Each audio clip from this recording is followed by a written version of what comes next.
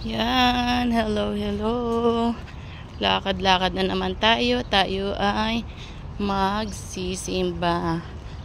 So, napakabuti ng ating Panginoon. So, time check tayo is, yan. Okay, mag 7:50 ng umaga. So, mataas na yung, sikat ng araw dito. Siyempre, pa summer na. Thankful kasi kahit Saturday, May 3, first Sunday ng May, or Sunday kasi Saturday, pero Saturday kasi yung simba namin. So, dyan is 4, pagka bukas, 'di ba, yung Sunday. So, dito is Saturday yung simba, parang pinaka-Sunday na namin. Thankful kasi magsisimba tayo, and I'm praying always that God will protect me. I'm always praying na talagang balutin tayo ng Panginoon. Kasi we don't know the future. Ang dami ko nakikita na talagang naglakad, aksidente. Grabe yung sa Pilipinas, no? Ang daming aksidente, ang daming nangyayari, ang daming patayan, ang daming barilan, ang daming grabe yung gawa.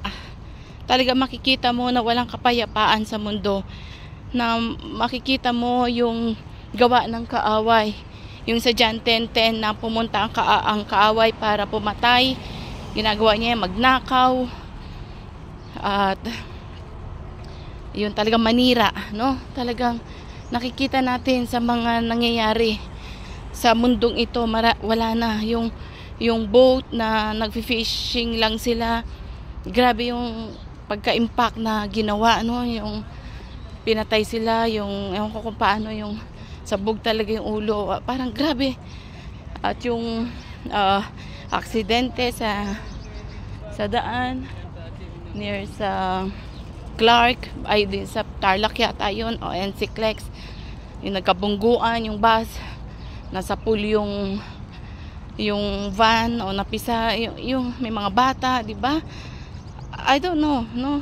Pero ang alam ko lang is may ginagawa ang ating Panginoon.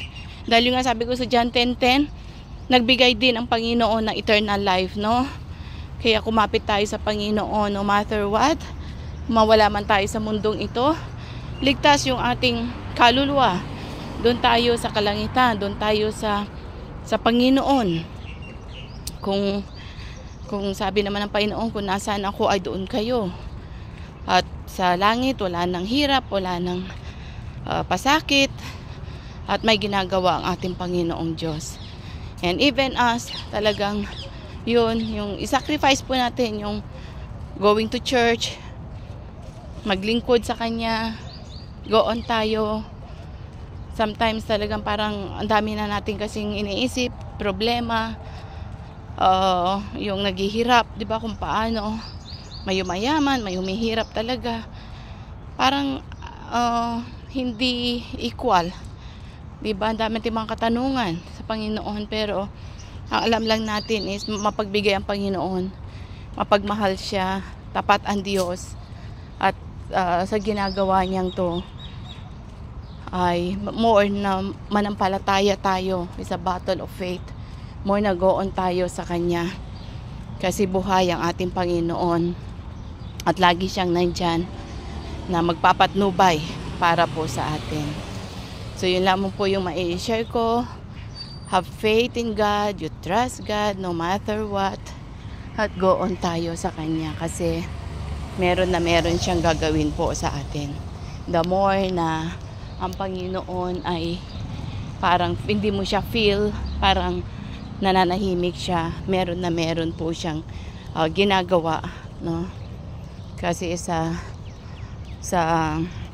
unang tipan, so makikita natin na after that, sa lahat is nanahimik ang God, and after that dumating po ang pangalawang tipan ng New Testament. So yun lang po yung mai-share ko. Keep on praying, keep on trusting God no matter what.